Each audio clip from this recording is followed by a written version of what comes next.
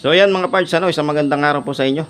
Ayan, kung bago lamang po kayo dito sa ating YouTube channel or napadaan lang, mag-subscribe na po kayo para lagi po kayong updated sa mga bago ko pong mga upload na video tungkol sa pagre-repair ng mga gamit po natin sa bahay.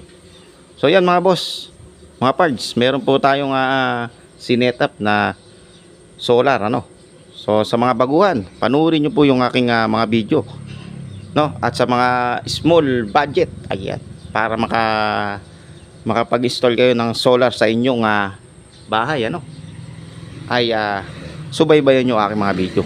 So ayan, ito yung aking solar setup. Meron tayong 5 na batteries na Channing 12 volts 38 ampere bawat isa. So yung lima na yan mga parts ay 190 ampere. So meron tayong MPPT solar charge controller. Ayan So hindi pa po full charge, 11.5 pa.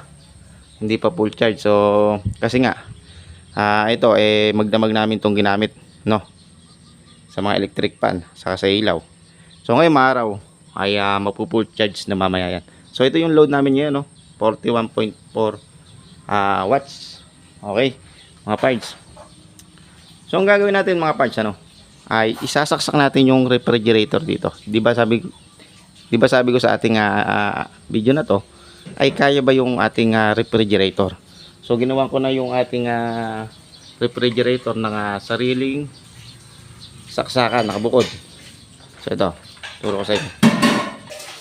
So ayan ayan yung pinaka wire nung aking binukod na saksakan para sa rep namin. So yung rep namin 85 watts yan, maliit lang, inverter. So magandang i-solar pagka inverter mga parts, magandang i-connect sa solar.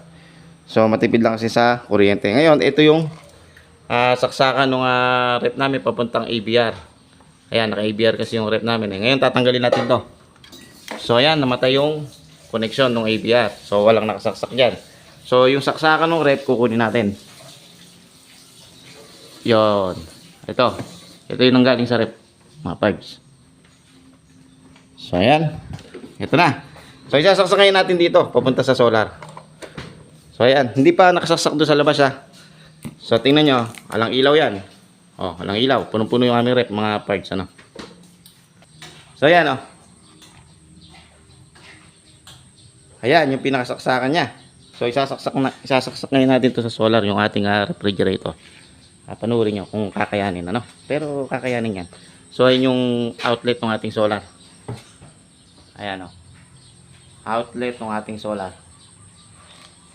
Okay, so nakasaksak, nakagana yung outlet ng ating solar.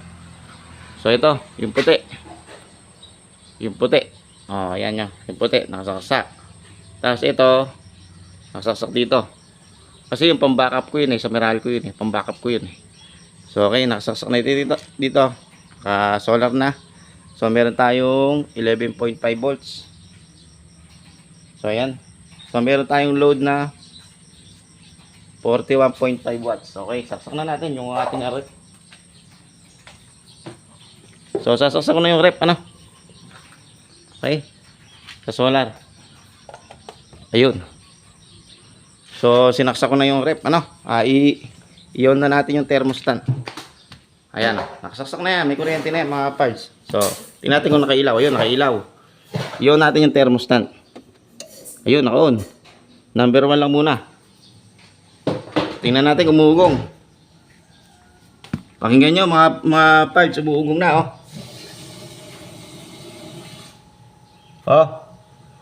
umuugong na yung rep natin, maandar na. Nanggaling sa solar yan Ayan nanggaling sa solar yan. So ito yung outlet ng Meralco. Inalis natin yung connection. So ayan, hindi umilaw. Umuugong. Okay, tingnan natin mga parts yung ating monitor dito.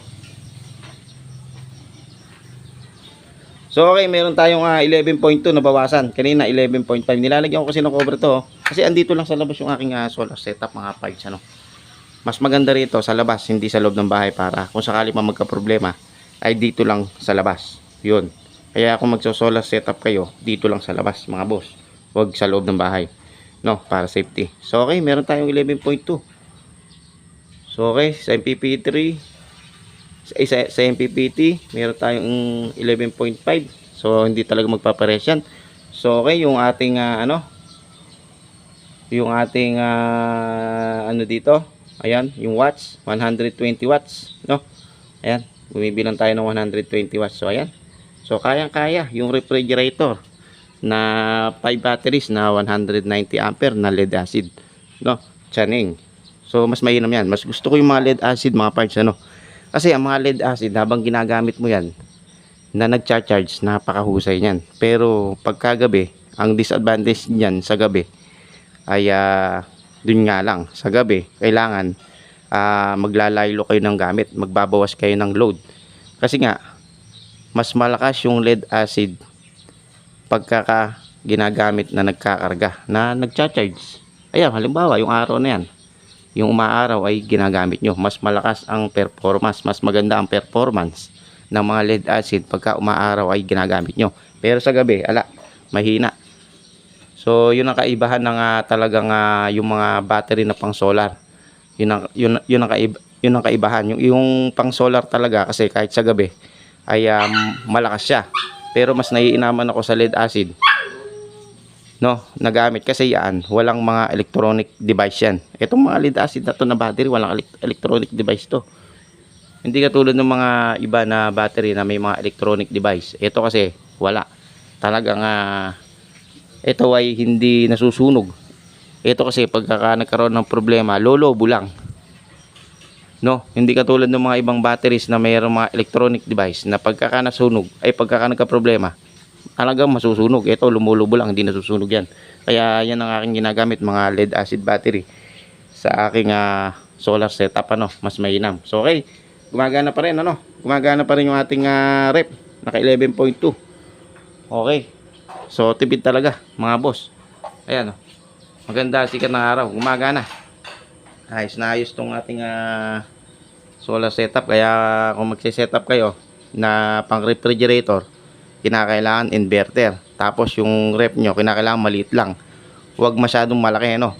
So titingnan nyo sa watts. Mas maganda yung mas mababa ang watts, no? Pagka pambahay lang, mga parts, kinakailangan maliit lang yung inyong refrigerator para kung halimbawa gusto nyo magtipid, tulad nyo, magso-solar kayo, i-connect nyo sa solar, ay ma-setup nyo, no? Ayan. So ayan, hanggang sa muli, mga boss, no? Kaya may electric pan yan na pinaka blower para yung battery natin maganda magkarga, hindi gano'n nagiinit. Saka itong MPPT natin ay hindi nagiinit, kaya minsan tinututukan ko ng electric pan. So yan mga parts, maraming salamat. At ganun, kayang-kaya yung refrigerator ng ating 5 batteries na Chaneng na 190 amperes. Saka ito nga pala yung ating inverter na 2000 watts to.